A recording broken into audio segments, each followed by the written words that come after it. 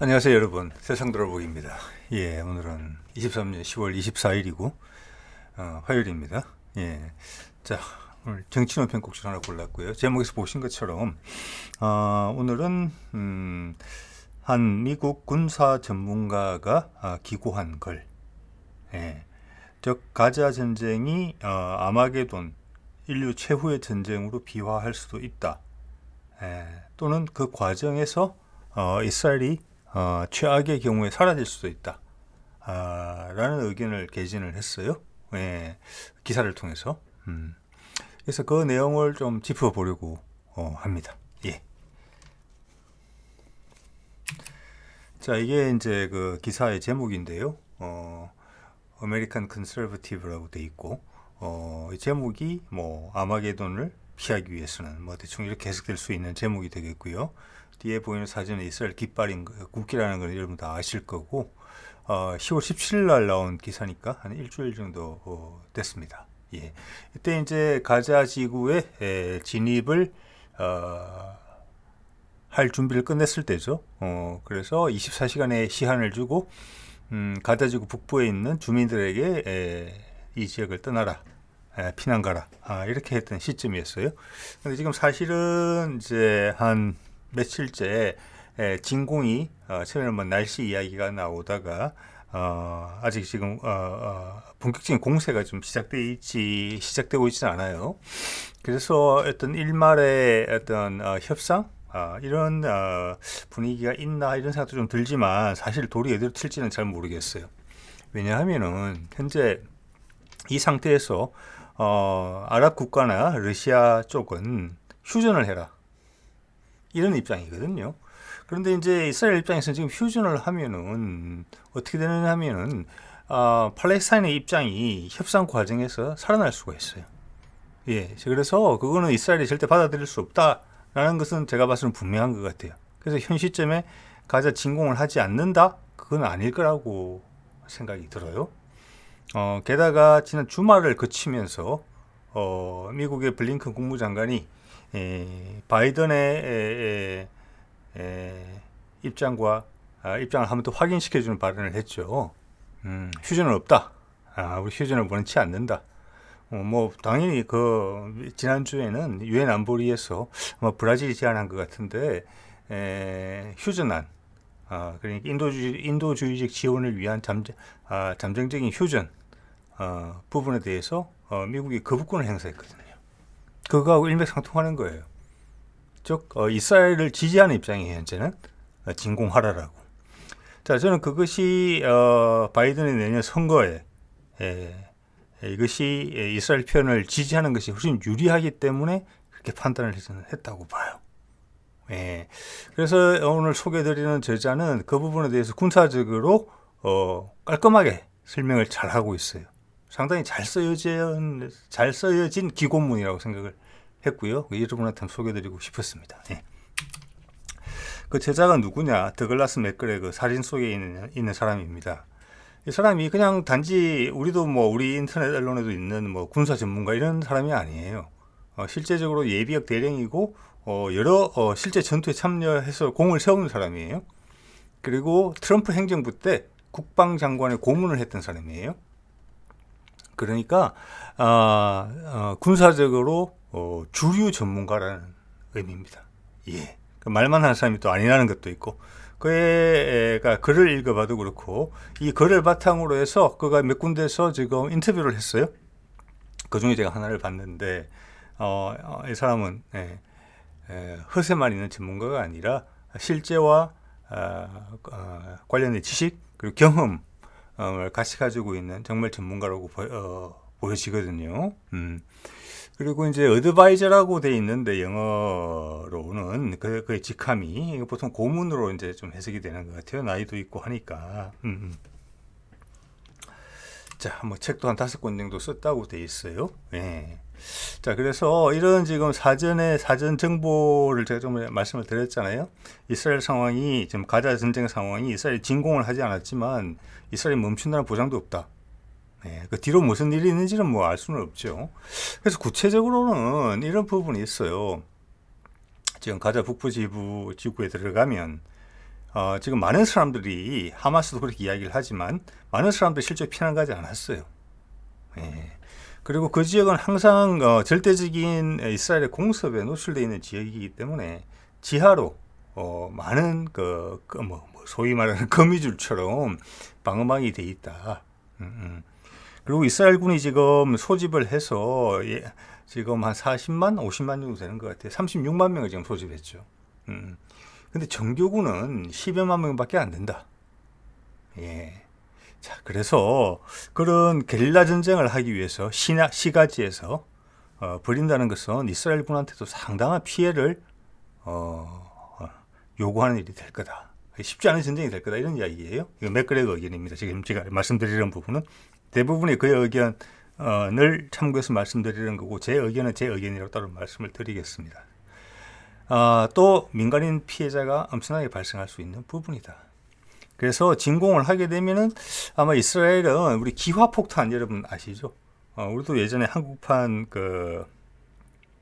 에이테킴스 그거 국방부가 방사청에서 공개한 자료도 보면은 지하 동굴 기지를 파괴하는 부분이 나옵니다. 예. 이게 산소를 쫙 빨아들인 다음에 어떤 발화 물질에다 불을 붙여서 터뜨리는 거잖아요. 예.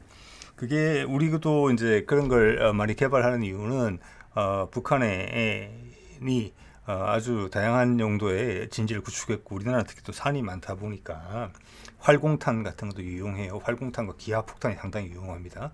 즉 산 후사면을 돌아가서 맞출 수 있는 활공탄. 우리 155mm 탄도 활공탄을 지금 개발하고 있잖아요. 돌아서 갈 수 있다는 겁니다. 뒤통수를 칠 수 있다는 거죠. 앞만 치는 게 아니고.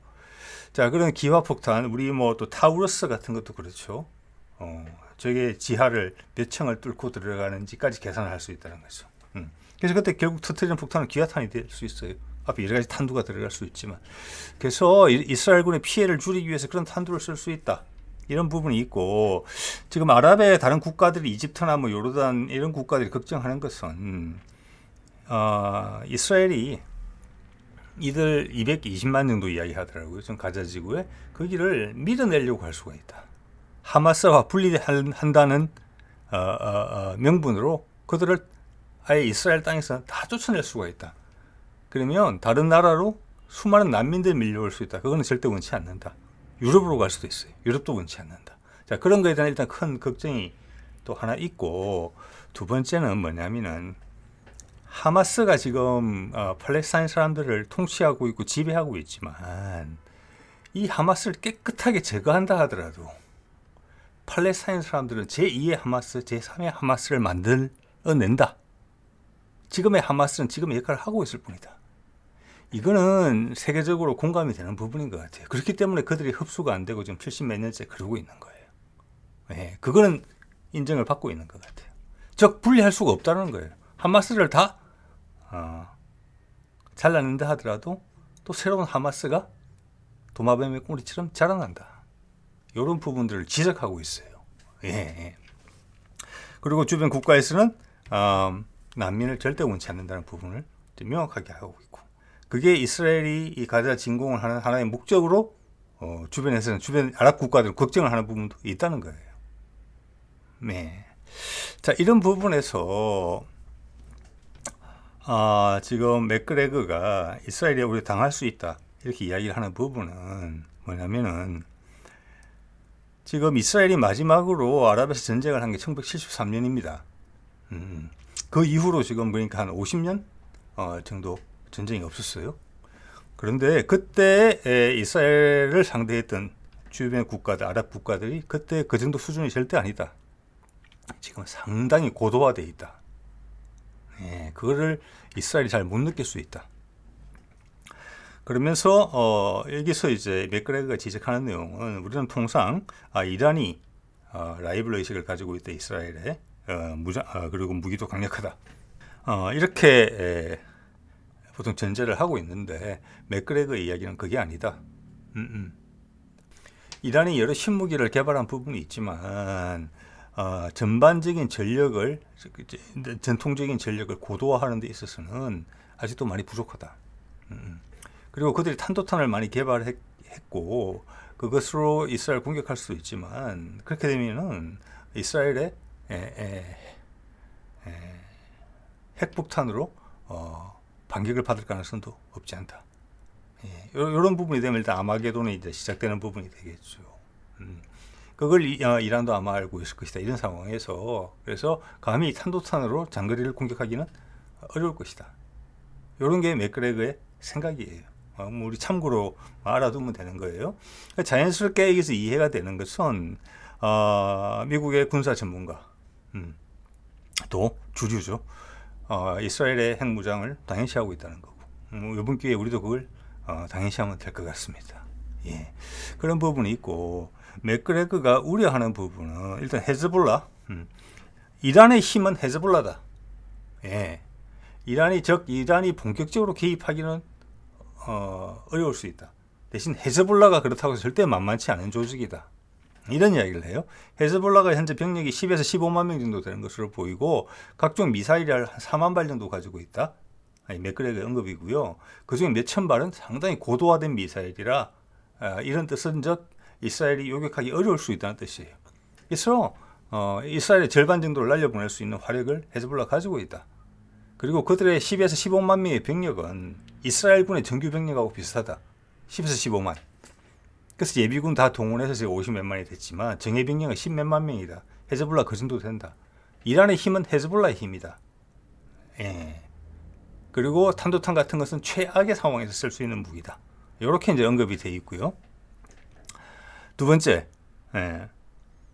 그러면 실제 아랍이 연대를 해가지고 이야기가 나오는 것처럼 이런 전투를 벌이게 되면은 가장 이스라엘한테 곤혹스러운 상대는 누구냐? 맥그레거의 설명으로는 튀르키예다. 터키. 저는 그 말에 많이 공감이 됐습니다. 예. 튀르키예 같은 경우는 인구도 8천만이 넘는다. 우리 K9 설계를 가져가서 수입해갔죠. 그들 전차를 만들었고 전투기, 무인기 모든 면에서 군사 강국이다. 튀르키예는. 예. 우리 무인기 잘 알고 있지 않습니까? 그들의 군사는 병력도 많을 뿐더러 훈련 수준도 상당히 높고 사기도 높다. 예. 그래서 튀르키예는 어떻게 보면 전반적인 전력에서 이스라엘보다 나을 수 있다. 이스라엘이 경험해보지 못한 전쟁. 이스라엘은 73년에 전쟁을 하고 그 이후로는 대테러 전쟁 정도만 수행을 했다. 지금 터키 같은 경우는 최신 트렌드에 맞는 앞선 모습을 가지고 있다. 그런 모습들은 지금 많은 이스라엘군 장교들한테는 낯선 그런 것일 것이다. 경험해보지 못한 듯. 왜? 지난 한 50년간은 테러리스트만 상대해왔기 때문에. 그래서 엄청나게 버거운 존재일 거다라는 부분이 있어요. 자, 그러면 여기서 잠깐 이제 주제를 방향을 살짝 돌려보면은 이스라엘이 왜 그렇게 빨리 가자 진공을 서둘렀는가? 그 부분에 대해서 지금 이제 한다 해놓고 또 지금 좀 조금 좀 느슨하게 하고 있죠. 뭐 다시 쪼일 수도 있습니다. 충분히. 왜 그랬느냐 그러면 이스라엘이 거기에 대해서 맥그레거가 하는 설명은 이렇습니다. 그의 기고문을 보면은 지금 그 인도주의적 피해가 많이 발생을 하고 있고 그렇기 때문에 지금 아랍권의 어떻게 보면 형제 나라들이죠. 거기서 가자 지구를 도운다. 그리고 거기 구호 물품이 들어가야 되면 거기 교통 정리를 러시아군이 와서 하겠다. 그 아랍 국가들이 러시아를 원한다. 이럴 수 있다는 거예요. 러시아군이 들어올 수 있다는 거예요. 얘기를. 제가 지난 동영상에서 한번 말씀드렸죠. 지금 슬라이드 하나 넣어야 되겠네요. 체첸 쪽에서 가겠다고. 자기들도 무슬림이니까. 그래서 요거가 들어오기 전에 선수를 친다는 부분이 분명히 있었다. 그래서 미국이 항공모함을 2척이나 보내면서 항공을 지지한다. 러시아가 들어오는 것을 막기 위해서. 그런 것이 지금 상당히 설득력이 있어요. 그리고 이미 엎어진 물이라고 생각하고 바이든의 힘에 말리려고 들다가 에라이 이걸 그냥 선거로 이용을 하자. 뭐 재정 문제 어찌 되든 간에 불똥이 어디로 튀든지 간에 일단 이렇게 하자. 뭐 그런 주장, 그런 의견을 제가 좀 말씀드렸었어요. 일단 이렇게 해놓고 지나가는 추이를 봐서는 입장을 바꿀 기회는 또 있을 것이다. 이런 게 지금 미국의 현재적인 생각이 깊은 생각은 아니라고 봐집니다. 예. 자, 그리고 여기 보면은 제가 잠깐 노트를 했는데 이집트나 사우디, 뭐 UAE, 레바논 이런 나라들은 정부 차원에서는 이스라엘과 전쟁을 하는 것을 탐탁지 않게 생각한다. 웬만하면 피하고 싶어한다. 그렇지만 이런 거죠. 지금 보여드리는 사진에서도 그렇지만 심지어 이런 나라들이 이집트 같은 나라들이 이스라엘과 관계 정상화를 했다지만 거기에 대한 그들 국민의 지지도는 엄청나게 낮아요. 예.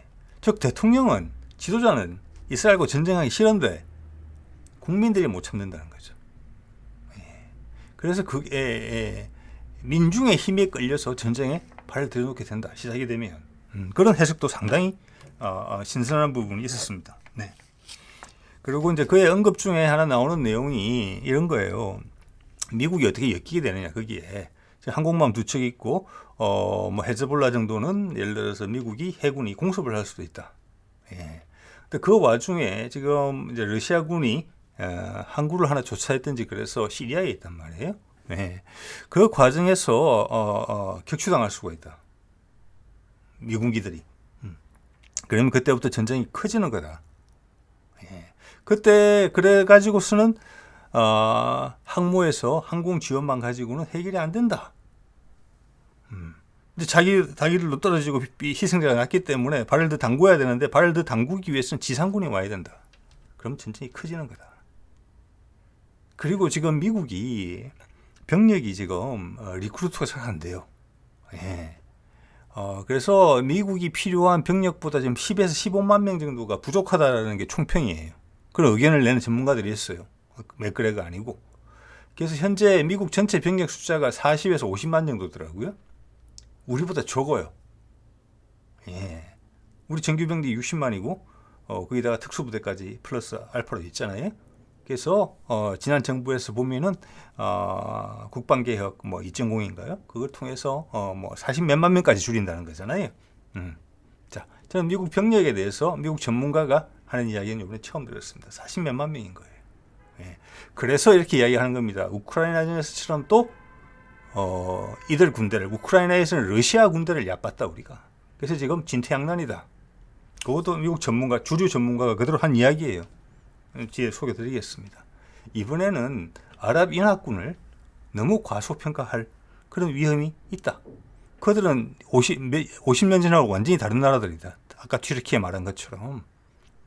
그리고 이렇게 갈 수가 있다. 튀르키예 같은 경우는 금전적인 부분은 카타르나 사우디가 돈을 대고 그들은 돈이 많으니까 군사력이 센 터키는 앞에 나서서 행동을 보인다. 이런 코드로 갈 가능성이 크다. 그렇게 되면 요르단 말씀드린 것처럼 레바논, 이집트 이런 데는 그냥 안 끼어들 수가 없다. 형제간이 싸우고 있기 때문에 형제 전쟁에 국민들이 불꽃처럼 일어난다. 그리고 말씀드리지만 그들은 예전에 그들이 아니다. 자, 이것은 맥그레그의 기고문 중에 나오는 인용문이에요. 이거가 상당히 이 지역의 되게 복잡한 역사를 이해하는데 크게 도움이 되는 부분입니다.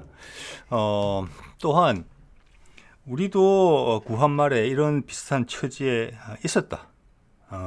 지금도 구도는 이와 크게 다르지 않다. 이런 관점에서 한번 볼 수 있는 부분인 것 같아요. 제가 양이 길어서 번역은 다 하지 않았습니다. 여기 보면은 영국 총리 1929년 31년 사이 24년도에도 한번 했네요. 램지 맥도날드라는 사람이 이 지금 팔레스타인 지역, 이스라엘 지역에 대한 설명을 하는 거예요. 자, 저 때만 해도 이제 그 예전에 제국주의가 남아있던 시절이죠. 우리는 그때 일본의 식민지 살이 하던 시절이에요. 예, 그 제국주의자들이 이 팔레스타인 지역을 어떻게 보고 있느냐. 그 전까지는 누가 이 지역의 강국이었느냐. 튀르키예였어요. 오스만 제국. 네, 오스만 제국이 넘어가는 거죠. 그때 땅 따먹기를 한 게 많이 보여요, 여기서. 그런데 이제일을 한 게 엄청나게 많이 보여요, 여기에. 여러분 한번 보세요. 빨간 동그라미 친 걸 보시면은 우리가 여기 영국이 하고 누가 나오냐면 여기 이제 프랑스가 나와요. 그들이 비밀 거래를 했기 때문에 아랍으로 하여금 튀르키예한테 저항하게 만들었다는 거예요. 도와달라고. 그러면 우리가 아랍만의 나라를 만들 수 있게 해줄게. 네. 우리 우리 그림 한번 생각해 보세요. 우리가 일본 식민지 자리하고 임시정부가 있고 여러 세력들이 독립을 위해서 싸울 때 그것을 주변에 있는 강국들은 또 이용을 하려고 했던 측면도 분명히 있었을 거거든요. 이거 한번 보세요. 그렇게도 했고 또 주한테는 유태인들한테는 우리를 도와주면은 팔레스타인 땅 문제에 있어서 유태인 너희들한테 우선권을 줄게. 네 맘대로 할 수 있게 해줄게. 결과적으로는 그 지역을 서구 세력이 먹는데 용병으로 써먹었다는 거예요. 팔레스타인인들하고 아랍인들하고 저 아랍인들 사이에 팔레스타인이 포함되어 있습니다. 그다음 유태인들한테. 근데 보면은 유태인이 조금 더 대접을 더 잘 받은 것 같아요. 왜? 팔레스타인 땅과 거기 있는 사람들 네 맘대로 할 수 있는 권한을 내가 줄게. 그래서 이 사람들을 활용했다는 거예요. 너 독립시켜 줄 테니까 내 전쟁에 좀 싸워줘. 이런 거예요. 그런 일 지금도 벌어지고 있어요. 예. 그러면서도 동시에는 또 뭐냐. 프랑스하고 여기에 보면은 사이크 피코 어그리먼트라는 걸 맺어요.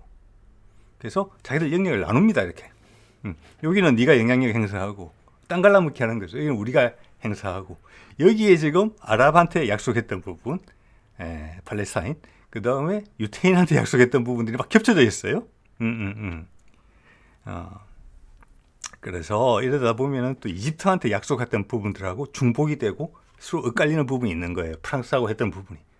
자, 임기응변으로 다 했다는 거예요. 여기 걸치고 저기 걸치고 겹치고 앞으로 겹치고 뒤로 겹치고 결국은 어떻게 했느냐.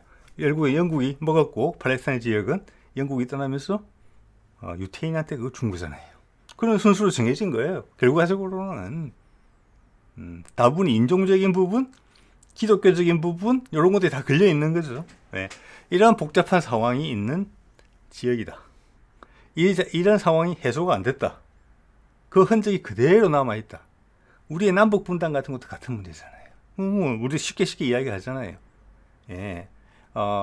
세계에서 마지막 남은 분단 국가. 왜 분단 국가가 됐느냐? 뭐 누구나 교과서로 나오는 이야기지 않습니까? 예. 냉전의 희생물이죠. 우리가 그 전초 기지가 됐으니까.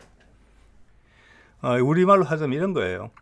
이 땅은 예를 들어서 일본이 우리한테 식민지를 가지고 있었다가 미국이 일본을 밀어낸 거예요. 그래서 미국이 일본을 밀어내는 과정에서 예를 들어서 북쪽과 남쪽한테 다른 약속을 했다는 거예요. 그리고 자기 욕심을 계속 챙기려고 했던 거죠. 그러다가 물러나면서 그 흔적이 그대로 남은 거예요. 뭐 어떻게 보면 비슷하죠. 네. 우리는 이제 거기다가 미국 저 위에는 그 당시에 소련이 있었고 그런 것들이 청사진을 꽉 찍어서 남겨 있는 게 우리한테도 지금 한 70년째 이어지는 거고 지금 팔레스타인 사람들도 70몇 년이라고 그러는 거잖아요. 자, 이런 거에 보면은 이제 상당히 우리한테 시사하는 바가 크다. 이 이야기가 단지 복잡하다 이런 정도가 아니고 우리가 뭔가 공감을 느낄 수 있는 부분이 있다. 이런 거예요. 네. 자, 그래서 이 큰 판은 기본적으로는 교통 정리를 못했다. 영국과 프랑스가 이 동네에서 특히 영국이 교통 정리를 못해주고 와서 그 다음에 수많은 전쟁을 낳았다. 그래도 해결이 안 됐다. 영국이 지나간 자리에 이제 미국이 들어왔다. 또 그 영국이 했던 것처럼 자기 이해관계, 그 당시 석유가 많이 나기 시작했으니까 여기에 그 자기 이해관계를 지키기 위해서 이스라엘을 활용했다. 그러다가 자기들 땅에 석유가 많이 나니까 중동에서 다 빠져나갔다. 그러다가 다시 문제가 생겼는데 국내 정치적으로 공경에 빠져 있는 바이든이 이걸 활용하기 위해서 다시 왔다. 근데 이제는 네타냐후가 목소리가 엄청 세졌다. 죽기 아니면 까무러치기다. 뭐 이런 판국이라는 거죠. 네. 자, 그래서 이 해법에 대해서 맥그레거가 이야기를 합니다. 지금 미국이 전쟁에 개입하게 되면은 우크라이나전에서 했던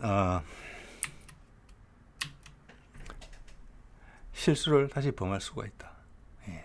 지상군까지 와야 된다. 우크라이나전하고 다르죠. 이렇게 어떻게 보면은 직접 병력을 보내야 될지 모른다. 전쟁이 계속 커지다 보면. 그렇기 때문에 지금 미국이 해야 될 일은 오히려 다른 나라들보다 앞서서 여기 개입해서 휴전을 중재해야 된다. 그 얘기를 해요.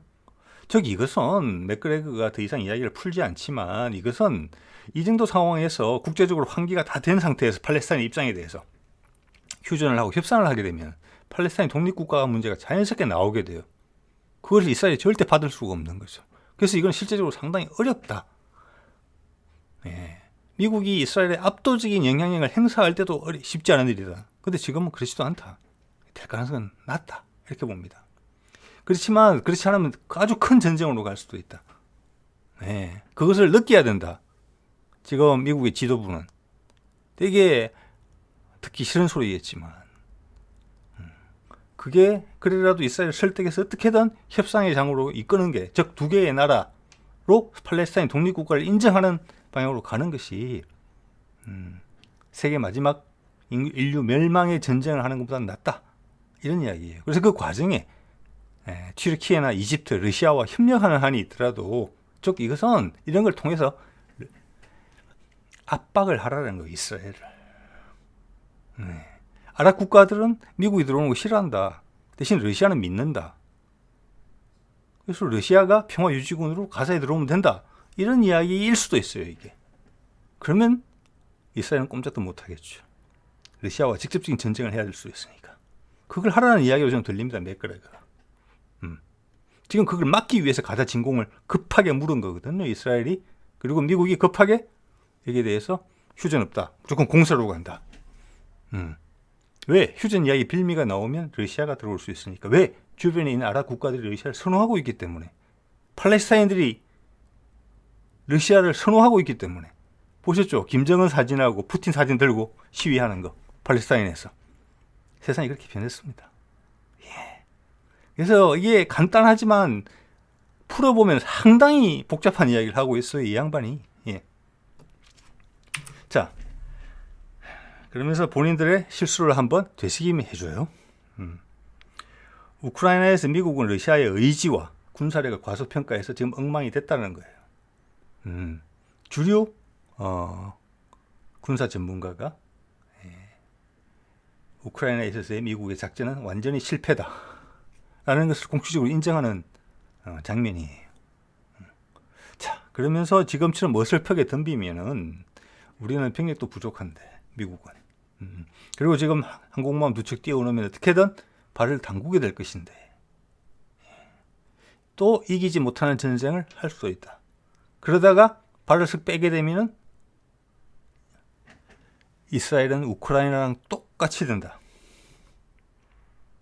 거기다 한 걸음 더 나아가서 여기는 감정이 기강되어 있는 상황이고 거기 지금 이스라엘이 포위된 형국이기 때문에 이스라엘이 사라질 수도 있다. 아예. 저쪽이 그러면 우리 또 공세로 이스라엘을 몰아내자. 저쪽에서도 이스라엘을 이렇게 된 마당에 공세로서 몰아내버리자. 이렇게 마음먹을 수도 있는 거지 않느냐. 이런 이야기예요. 그러다가 여기서 미국이 어설프게 이스라엘 지원하고 나섰다가는 세계 전쟁으로 비화될 수도 있다. 적당한 선에서 이스라엘을 잘라야 된다는 거지. 이렇게 발을 담궜다가도. 그게 아니고 이렇게 계속 끌려다니다 보면 이스라엘이 큰일을 벌일 수도 있다. 이런 걸 여러모로 지금 경고하고 있다. 이렇게 봐집니다. 그러니까 제발 들어가지 말아라. 아주 강력하게 이야기하는 거예요. 예. 그래서 오히려 휴전을 하는 데 있어서 선도적인 입장에 서서 지도력을 지켜라. 너의 영향력을 오히려 만들어라. 이거는 미국이 여태까지 해오던 거하고는 전혀 다른 방식이거든요. 지금까지는 전쟁을 만들어서 본인들의 힘을 이해관계를 충족시켰는데 이제는 전쟁을 풀어서 해라. 국면 전환인데 큰 국면 전환이죠. 쉽지 않을 겁니다. 미국한테는. 네.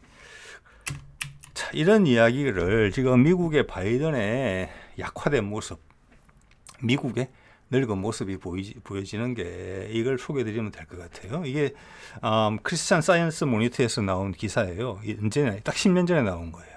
2013년에 나온 건데 오바마가 예루살렘을 방문해서 예루살렘에서 이스라엘 청중을 대상으로 연설을 하는 장면이에요.